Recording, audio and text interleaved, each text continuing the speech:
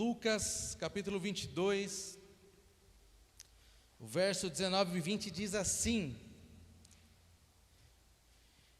Isto é o meu corpo dado em favor de vocês, façam isso em memória de mim.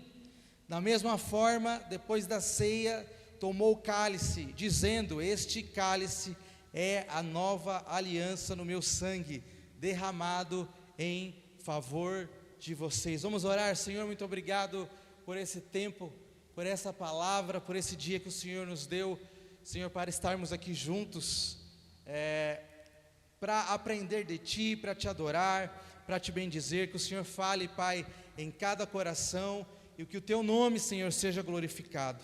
É o que eu Te peço em nome de Jesus. Hoje é um dia muito especial, porque estamos na Santa Ceia, e a mensagem que nós vamos ministrar, ela é justamente sobre a última ceia de Jesus com seus discípulos. E a gente vai falar sobre a comunhão que havia nessa última ceia de Jesus. A comunhão, queridos, tem tudo a ver com a mesa. E foi em uma mesa que Jesus decidiu fazer a ceia com os seus amigos. E ele ressignificou o propósito de estarmos na mesa. Amém? Não precisa trazer água, porque eu já estou com água aqui, pessoal. Obrigado, tá bom? Ele ressignificou o propósito da mesa.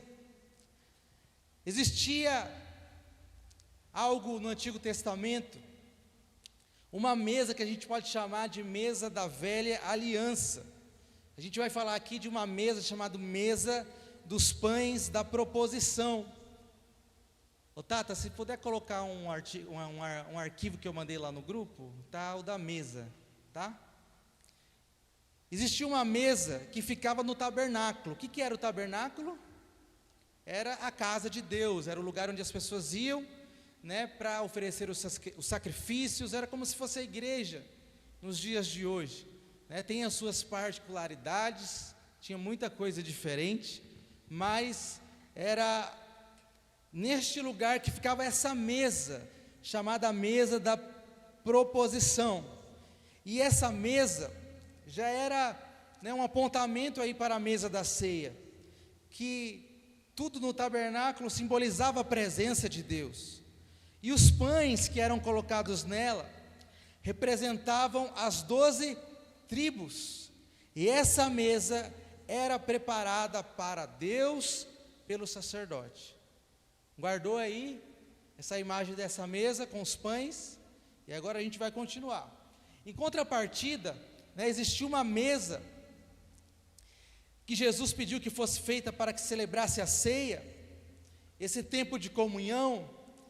Essa mesa era uma mesa diferente, porque era uma mesa entre amigos, uma mesa de intimidade, onde Jesus abriu o coração para partilhar o pão e o cálice que representava o seu corpo e o seu sangue, que ele iria entregar logo após por mim e por você.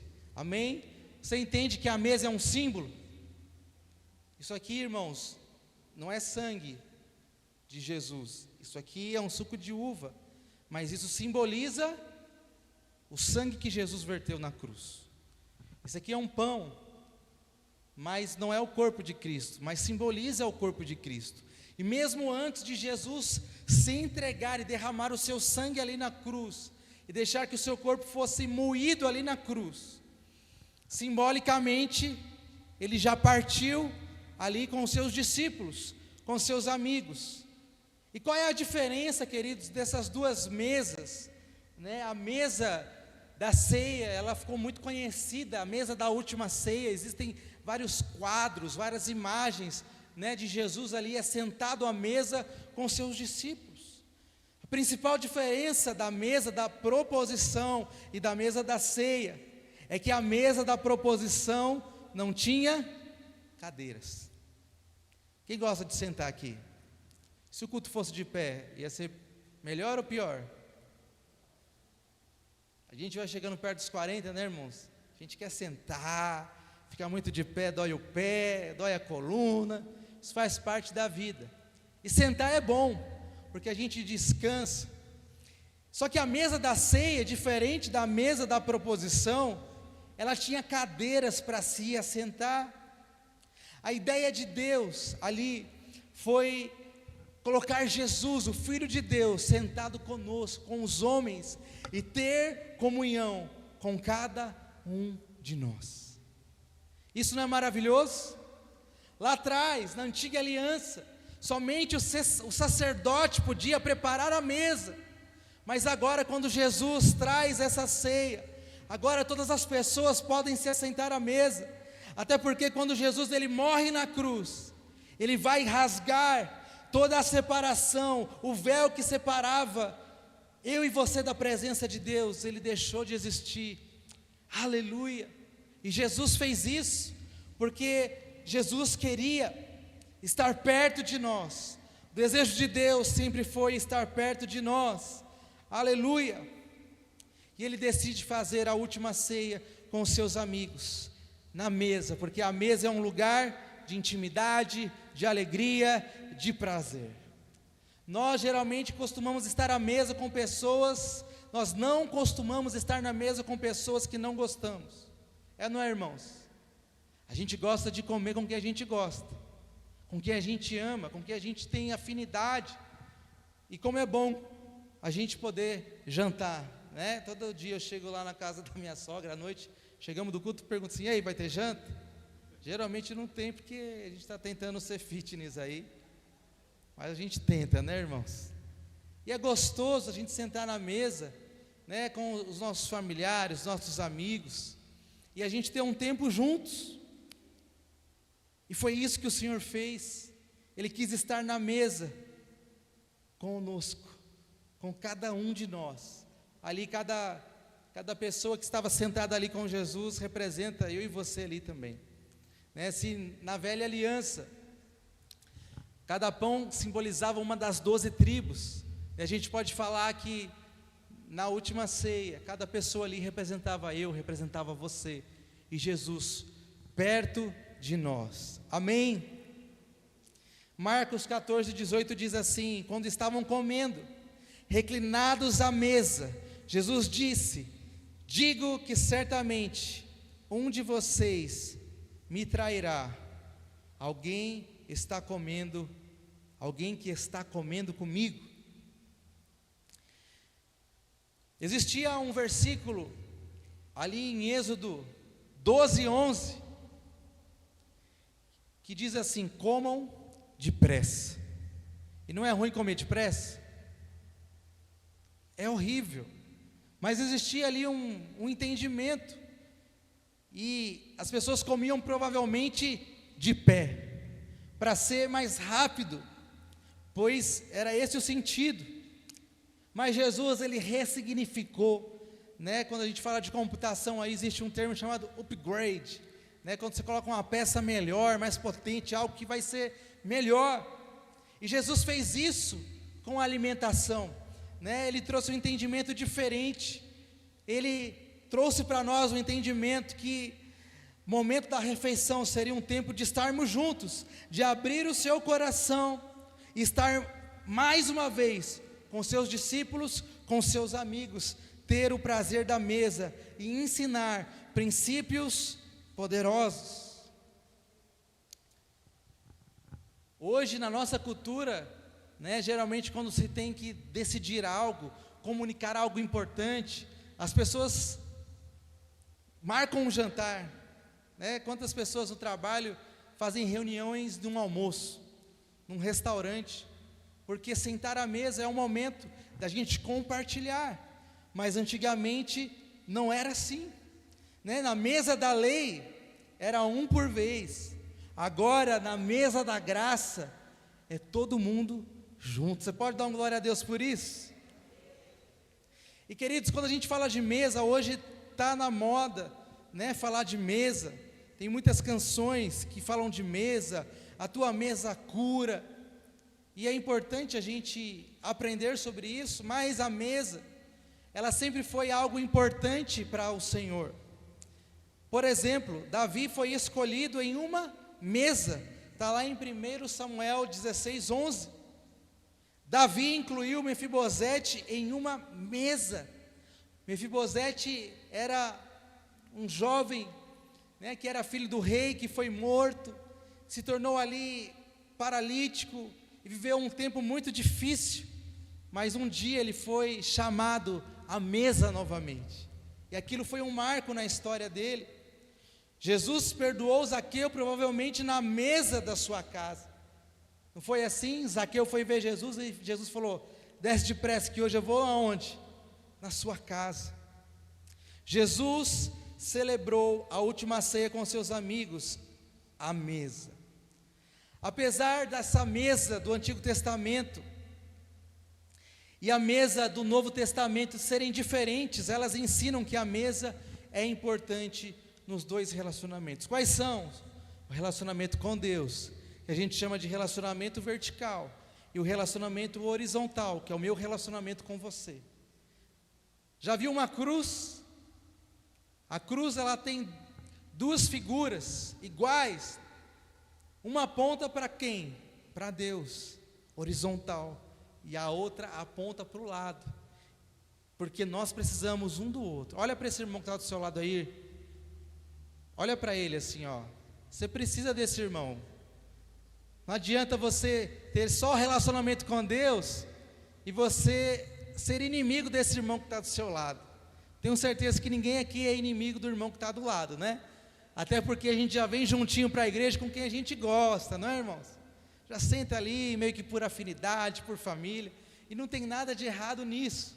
Mas assim, da mesma forma que o nosso relacionamento com Deus é muito importante, o nosso relacionamento com o nosso próximo também é muito importante. E foi isso que Jesus também nos ensinou ali na Santa Ceia. E eu pergunto para você nessa noite, como está o seu relacionamento com Deus?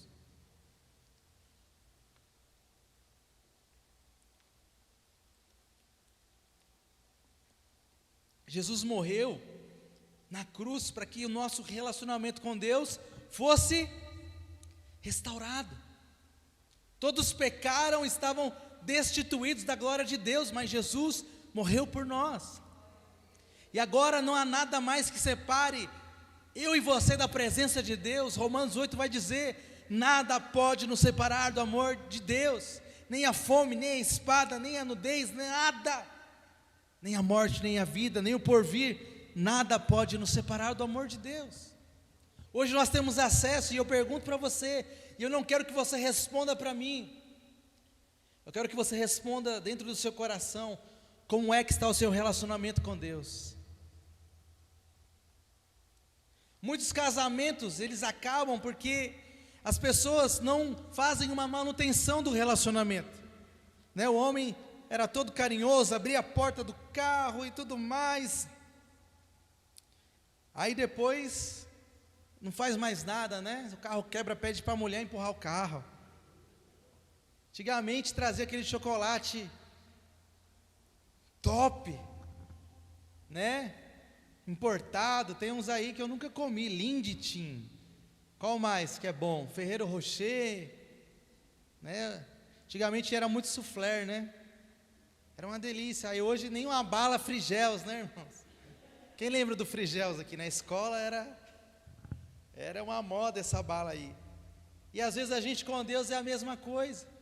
A gente começa, né, no primeiro amor, a pessoa aceita Jesus, ela vem para a igreja, ela não falta, ela ora todo dia, ela lê a palavra, vem a tentação, ela se afasta da tentação, mas vai passando o tempo e vai esfriando, não ora mais, não lê mais a palavra, não tem mais vontade de buscar a Deus, não tem mais vontade de congregar, não tem mais vontade de fazer o que Deus pede, não tem mais vontade de ir para a igreja, e naturalmente o relacionamento vai esfriando. Só que não é isso que Deus espera de nós. Deus não se afastou de você. Se o seu relacionamento com Deus não está melhor do que ontem, a culpa não é de Deus, a culpa é sua, a culpa é minha, porque somos nós que nos afastamos de Deus. Eu quero fazer uma outra pergunta para você, porque né, não adianta. Qual é o maior mandamento? Amar a Deus de todo o nosso coração, de toda a nossa alma, de todo o nosso entendimento, e ao nosso próximo como a nós mesmos. A palavra do Senhor diz em João Como é que eu posso amar a Deus que eu não vejo, se eu não amo meu irmão que está do meu lado? Então a minha pergunta para você e para mim é: como tem estado, como está o seu relacionamento interpessoal? Com a sua família, com seus amigos? Como está o seu relacionamento? Pensa aí, responde para você. Há tantos desafios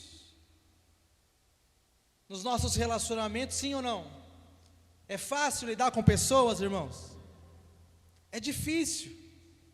Cada pessoa tem um jeito, cada pessoa tem uma criação, cada pessoa acha a sua forma certa de fazer tudo, e muitas vezes é contrária a nós, mas o desejo de Deus que além de ter um relacionamento íntimo com Ele, que nós tenhamos a paz com os nossos irmãos, que a gente viva bem em união. O que a Bíblia diz? Que é bom e é suave que os irmãos vivam em união. É para isso que Deus nos chamou, e a mesa nos convida para isso, para termos relacionamento. Amém? Eu quero deixar aqui alguns pontos para nós nessa noite, sobre a mesa. A mesa de Jesus nos convida para, primeiro, sermos intencionais no relacionamento com Deus. Marcos 14:12 diz: os discípulos de Jesus lhe perguntaram: aonde queres que vamos e te preparemos a refeição de Páscoa? Eles foram intencionais. Eles perguntaram para Jesus: aonde é que nós vamos? Aonde que nós vamos preparar essa última ceia? Aonde que nós vamos estar juntos? E eles foram proativos. Eles sabiam da tradição sobre essa refeição antes da Páscoa, mas eles perguntaram para Jesus. E nós, queridos, precisamos dizer para Deus. Muitas vezes nós falamos assim: Deus sabe de tudo, Deus conhece tudo, então não vou nem orar, porque Deus já sabe de tudo. Por que eu vou orar? Deus já sabe a minha dor, Deus já sabe o meu sonho, Deus já sabe o que eu preciso. Aleluia. Mas, queridos, nós precisamos dizer para Deus: Senhor, eu quero estar na mesa, eu quero sentir a Tua paternidade, eu quero sentir a Sua presença. Nós precisamos aprender a sermos proativos no nosso relacionamento com Deus. O que a Bíblia diz? Que muitas vezes nós pedimos e nós não recebemos, porque nós não sabemos pedir. E quantas vezes nós pedimos coisas boas para Deus, muitas vezes poucas. Muitas vezes nós sabemos pedir tantas coisas que a gente acha que a gente precisa, e não pedimos para Deus as coisas espirituais. Quando foi a última vez que nós pedimos para Deus coisas espirituais? A gente pede: Senhor, me dá aquela bênção, Senhor, me dá abre aquela porta. Mas quando foi a vez que a gente falou: Deus, abre os meus olhos espirituais, porque eu quero ver. Deus, me dá um dom espiritual para eu abençoar outras pessoas. Deus, fala comigo hoje nesse dia. E muitas vezes nós não somos proativos no nosso relacionamento com Deus. Mas a mesa, ela aconteceu porque os discípulos foram intencionais no relacionamento com Deus. Quanto mais você buscar Deus, mais de Deus você vai ter. Eu lembro que era adolescente, a gente sempre queria namorar. Só que às vezes você quer namorar, a pessoa não quer. Tem coisa pior que isso, irmãos? Tem, mas essa coisa é ruim também. Você quer falar com a pessoa e a pessoa não quer conversar com você. Hoje em dia tem um WhatsApp, né? Tem um termo aí, a pessoa deixou você no vácuo. Você falou com a pessoa não respondeu. Quando você liga para uma pessoa e fala assim: queria tanto conversar com você, mas eu não tenho tempo. Não vai dar, vou ter que desligar. Não é ruim? Só que eu queria te dizer uma coisa: Deus não te deixa no vácuo. Quanto mais você quiser falar com Deus, mais Deus vai falar com você. Isso não é maravilhoso? Deus não está ocupado para não ouvir a tua voz e não falar com você. Só que às vezes a gente não busca Deus, a gente não passa tempo com Ele, a gente não lê a palavra, a gente não ora, e a gente não pede para Ele falar com a gente ora assim, né? Deus abençoa o mundo inteiro em todas as áreas, amém. Quem já orou? Eu já orei assim. Senhor, Tu és poderoso, Tu sabes de tudo, então abençoa todas as pessoas do mundo em todas as áreas, para sempre, amém. Pronto, está orado. Mas a oração, uma coisa muito importante que a gente precisa aprender, que a oração não é um monólogo, a oração é uma conversa. O monólogo é uma ação onde só uma pessoa fala. Você vai lá no teatro, é uma peça que só tem um ator, só uma pessoa vai falar. Mas um diálogo é diferente, não existe diálogo de uma pessoa, ou existe? Tem gente que fala sozinho, né? Mas essas pessoas, as pessoas falam que não é muito certo, é da cabeça. Falando sozinho. Mas um diálogo é onde você fala, e a outra pessoa fala com você, ela te responde. E com Deus tem que ser assim também. É um relacionamento, você fala com Deus, mas também Deus fala com você, e mais importante do que o que nós falamos para Deus, é o que Ele fala para nós, porque a gente fala às vezes tanta coisa para Deus, que se Deus fosse levar a sério, né, irmãos, toda oração que a gente fizesse, quantas pessoas estariam aqui? Acho que algum irmão já deve ter orado, Senhor, manda o pastor Lucas lá para pregar lá em Marte, na Lua, bem longe daqui. Mas Deus, Ele sabe que muitas vezes a gente não sabe pedir. Então Deus, Ele não dá as coisas ruins que a gente pede. Sabe esse negócio de oração contrária, irmãos? A pessoa pode orar, mas Deus não vai fazer algo que fere os princípios dEle. Se você orar para Deus atrapalhar a vida de alguém, Deus, a gente fala, vou te colocar na mão de Deus, viu? Vou orar para Deus matar aquela pessoa. Deus não vai fazer isso, irmãos. Porque Deus quer transformar a vida daquela pessoa. Deus não é o Deus da vingança, a gente está no tempo da graça e não da lei, amém? É por isso que a gente precisa orar, e na nossa boca tem que ter palavras de edificação. Uma vez, uma época aí, minha mãe estava pilotando muito aí, quase uma Fórmula 1. Aí uma vez um cara fechou ela, lembra até na rua ali, Francisco Alarico Bérgamo, a travessa da Imperador, e ela foi no ímpeto para xingar ali o abençoado, só que saiu da boca dela, ô abençoado. A senhora lembra disso?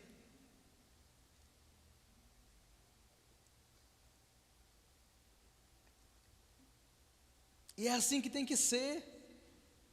A gente precisa buscar Deus, para ser alguém de Deus, para ser cheio de Deus, para ser cheio da vontade de Deus, para ver as pessoas como Deus vê. Muitas vezes a gente está sofrendo no mundo, e a gente fica cheio de mágoa das pessoas, porque a gente não olha as pessoas como Deus vê. Se a gente olhasse as pessoas como Deus vê, a gente ia tratar todo mundo muito melhor, porque a gente entender que aquele também é um filho de Deus. Ah, mas ele errou. Quem não errou aqui? Que atire a primeira pedra. É mais fácil a gente ver o erro na vida do outro, ou na nossa vida? Na vida do outro, parece que a gente está de camarote. Então seja, irmãos, intencionais para buscar a Deus, amém? A gente precisa se encher de Deus, a gente precisa ter mais de Deus. A mesa também nos convida para um lugar de provisão sobrenatural. Olha só Marcos 14, 13 e 16. E ele enviou 2 de seus discípulos, dizendo-lhes: entrem na cidade, e um homem carregando um pote de água virá ao encontro de vocês, sigam-no, e digam ao dono da casa em que ele entrar: o mestre pergunta, onde é o meu salão de hóspedes, no qual poderei comer a Páscoa com meus discípulos? Ele mostrará uma ampla sala no andar superior, mobiliada e pronta, façam ali os preparativos para nós. Os discípulos se retiraram, entraram na cidade e encontraram tudo o que Jesus tinha dito e preparavam a Páscoa. É algo muito interessante como Deus prepara todas as coisas e como a gente pode confiar naquilo que Deus fala. O que Jesus falou? Vai lá, vai ter um homem com pote de água, siga esse homem, fala assim: ó, tem um lugar aí para a gente preparar a ceia. Jesus falou: vocês vão entrar, vão falar com esse homem e vai estar tudo pronto. Como é bom a gente encontrar tudo pronto, não é? Tem pessoas que, vão preparar as coisas, é muito bom, só que dá trabalho. Como é gostoso você ir, por exemplo, num lugar e a comida está pronta, não é, irmãos? Voltamos a falar de comida, né? Vai no lugar, a comida está pronta. Só que quando você está cozinhando também é bom, mas você sabe que vai demorar 2, 3 horas para ficar pronto, porque é o processo. Para você encontrar algo pronto, alguém teve que fazer o processo por você, não é mesmo? E tem coisas na vida que o Senhor Ele vai nos presentear, porque Ele é um Deus de provisão. Jesus falou: vocês vão, segue a minha palavra e vocês vão encontrar tudo preparado, tudo o que vocês precisam vai estar lá, e foi feito conforme a palavra de Jesus. Toda vez que a gente olha para a ceia, toda vez que a gente for ceiar na presença de Deus, lembrar da morte de Jesus, do corpo de Jesus, até que Ele venha, a gente tem que olhar também para esse lugar, para esse sacrifício de Jesus, e entender que através do sacrifício de Jesus na cruz, também há provisão de Deus para a nossa vida. O que é que a palavra diz? O meu Deus suprirá em glória todas as nossas. O que é que você precisa, irmão? Através do sacrifício de Jesus, Ele vai prover na sua vida. O que é que você precisa? Quantas vezes Jesus falou para alguém: o que queres que eu te faça? O que você precisa? É uma porta aberta, Ele pode abrir. Sabe por quê? Porque a porta que Ele abre, ninguém fecha. O que você precisa, a provisão que você precisa é uma cura física. Não existe enfermidade que o Senhor não possa curar. Então creia nessa noite, e toda vez que você for cear, que há provisão de Deus para a sua vida, e em todas as áreas da sua vida, em nome de Jesus. Há poder na palavra de Jesus, aleluia. E a mesa é um lugar de provisão sobrenatural, aleluia.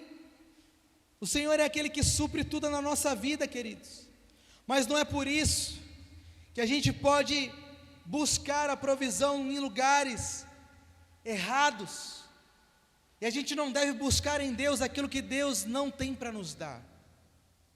A gente precisa saber pedir, não foi isso que nós já falamos nessa mensagem? E quando a gente se enche da provisão espiritual, a gente fica completo. Hoje na sociedade muitas pessoas buscam apenas aquilo que o dinheiro pode comprar, só coisas materiais. Mas quem busca satisfação no dinheiro vai continuar com fome. Quem busca satisfação nos prazeres da carne continuará com fome. Quem busca satisfação em pessoas continuará com fome. Quem busca satisfação na terra vai continuar com fome. A gente só vai ser saciado por inteiro quando a gente buscar a nossa satisfação no reino de Deus. Amém? E só existe um que pode nos satisfazer, é Jesus. E nós cremos que Ele está aqui nesse lugar. Terceiro ponto, a mesa de Jesus nos convida a um lugar de comunhão e intimidade. A mesa era um lugar íntimo. A mesa era um lugar de abrir o coração. E queridos, é muito interessante, né? Mateus 14, 17 ao 20 vai dizer, relatar um pouco da conversa deles ali. Ao anoitecer, Jesus chegou com os 12, quando estavam comendo, reclinados à mesa, Jesus disse: digo que certamente um de vocês me trairá, alguém que está comendo comigo. Eles ficaram tristes, e um por um disseram, com certeza, não sou eu. Afirmou Jesus, é um dos 12, alguém que come comigo do mesmo prato. Imagina se Jesus falasse isso. Imagina se Jesus falasse isso para todo mundo ouvir. Ia ser um alvoroço, né? Jesus no auge do seu ministério falasse assim: alguém aqui vai me trair. Ia virar uma confusão. Mas sabe que Jesus quer nos ensinar, queridos, através até desse momento, da pessoa que esteve na presença de Jesus, mas não era uma pessoa que tinha uma boa intenção. O que Jesus quis nos ensinar através disso é que o que nós vamos comer não é mais importante do que quem está conosco na hora da refeição. Não importa, irmão, se é um pão com mortadela, que é gostoso, né? Tem outra coisa que as pessoas não gostam, mas é maravilhoso, né? É o pão com ovo. Quem gosta de um pão com ovo aí? É maravilhoso. Pão com ovo, um ovinho assim, com gema mole em cima do arroz, né, irmãos? É uma maravilha. Mas a mesa não está falando que a gente tem que sentar para comer. O sentido da mesa é a comunhão que existe entre as pessoas que estão ali naquela refeição. E tem muita gente que fica preocupado, né? O pessoal casa às vezes fala: não vou te chamar lá ainda porque não tem mesa. Não, já ouviu isso? Mas mais importante que a mesa é a comunhão que nós temos um com o outro. Não importa se vai estar queimado, não importa se vai ter peixe ou carne ou frango, o que importa é a comunhão que nós temos um com o outro, amém? A comunhão é um propósito de Deus para nós, e a gente precisa romper com a solidão, com a independência, de viver sozinho, porque Deus quer que nós tenhamos comunhão um com o outro. Ter amigos é uma bênção. Ter amigos é bom, ter pessoas para contar é maravilhoso. Até louça para lavar é uma bênção, irmãos. Eu não gosto de lavar louça, mas eu lavo. Mas quando tem muita louça, é sinal que tem muita comida e teve muita gente comendo com você. Então se alegra, porque é muito bom estarmos juntos. A gente não faz nada sozinho, principalmente no reino de Deus, e é por isso que estar na igreja e viver a igreja é maravilhoso, porque nós temos a oportunidade de estarmos uns com os outros, e isso é uma bênção na nossa vida, amém? Que nós possamos ser uma bênção um na vida do outro, em nome de Jesus. Uma frase muito bonita aqui que eu queria compartilhar com você: as coisas grandes das nossas vidas serão feitas em comunhão com mais pessoas. Tem uma frase do pastor Carlito Paes que fala: ninguém faz nada grande sozinho. Se você está fazendo alguma coisa sozinho, é porque não é grande. E Deus tem muitas coisas para nós, mas é juntos, amém? Aleluia.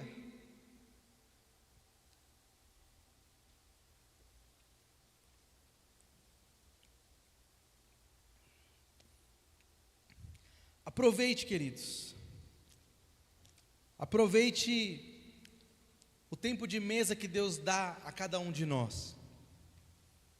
Aproveite esse tempo, faça memórias, invista nisso, em ter tempo de qualidade. Hoje, infelizmente, né, depois que inventaram esse negócio aqui chamado celular, a gente infelizmente às vezes está muito perto de quem está longe, muito longe de quem está perto. Quem nunca, né, está comendo na mesa e todo mundo ali no celular? Sim ou não? E às vezes numa casa, cada um tem seu apartamento, né? Cada um se tranca no seu quarto e fica só no celular. A gente perde o quê? Relacionamento. A pandemia fez muitas pessoas voltarem a ter relacionamento familiar, porque não tinha para onde correr, não é? Não pode sair de casa. Eu casei com a minha esposa, ali uma semana depois, não podia ter mais nada, festa, nada. Então era eu e ela e eu. E a gente teve que ali desfrutar da comunhão e um se alinhar com o outro. Isso é muito importante, queridos. Faça da sua casa um lugar de mesa, um lugar de relacionamento. Não aceite que cada um fique no seu canto, não. Se você é pai, se você é mãe, e você que ali coloca as normas na sua casa, coloca essa norma aí, na hora da comida, desliga o celular, todo mundo junto na mesa, vamos conversar, porque isso é precioso. Amém? Glória a Deus. Eu já estou acabando, você pode dar um glória a Deus por isso? A mesa nos convida a sermos generosos. A mesa é um lugar de generosidade e abundância.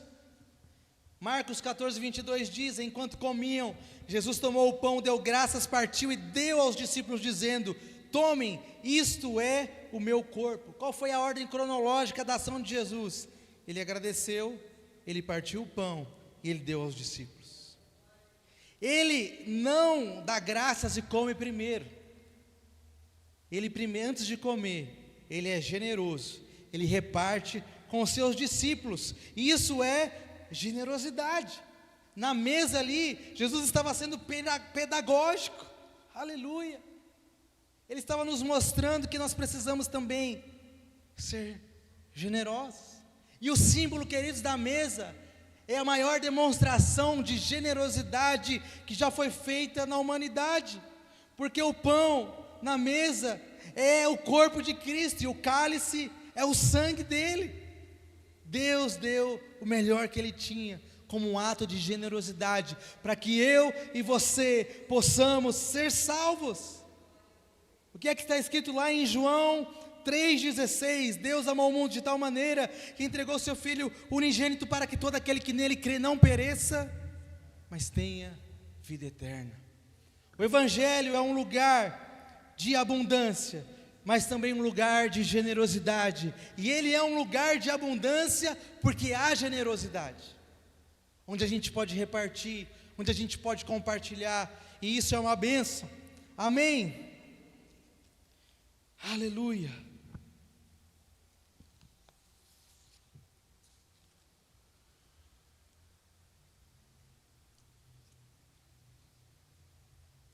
Primeiro Coríntios 11, 23 e 24 diz: pois recebi do Senhor, que também entreguei a vocês, o apóstolo Paulo falando, que o Senhor Jesus, na noite em que foi traído, tomou o pão e o cálice, tendo dado graças, partiu e disse: isso é o meu corpo que é dado em favor de vocês, façam isso em memória de mim. A mesa da ceia nos lembra algo também muito importante, mais importante até do que a própria mesa, e mais importante do que a refeição. A coisa mais importante da mesa é a morte de Jesus por nós e por nossos pecados. O sacrifício de Jesus é o lembrete mais importante que a mesa da ceia quer nos trazer. Aleluia. Jesus morreu por nós. Olha quanta coisa a gente olhando para essa mesa a gente aprende. Infelizmente essa mesa não tem cadeira, mas a gente pode fazer uma coisa muito especial, irmãos. Quem topa aí na próxima ceia, a gente faz a ceia de manhã e faz o almoço com a igreja inteira. E acho que não vai dar certo não, que os irmãos não se animaram muito não, porque mesa é isso, é tempo de conversa. Ontem, graças a Deus, nós tivemos um dia muito abençoado, que foi o batismo, que foi um tempo de mesa. Estava ali 5 horas da tarde, a gente combinou, irmão, vamos voltar 5 horas da tarde. Aí deu 5 horas da tarde, eu olhei lá no lugar que tinha as mesas, todo mundo sentado conversando. Aí eu pensei, é eu que vou mandar o povo embora? Jamais. Porque isso é maravilhoso, e isso não tem preço. A mesa de Jesus, a ceia, a última ceia de Jesus para nós, ela fala sobre essa comunhão maravilhosa, que nós temos que ter um com o outro, sobre a generosidade dele, sobre a provisão dele, sobre a nossa vida, aleluia, e hoje nós podemos desfrutar de tudo isso.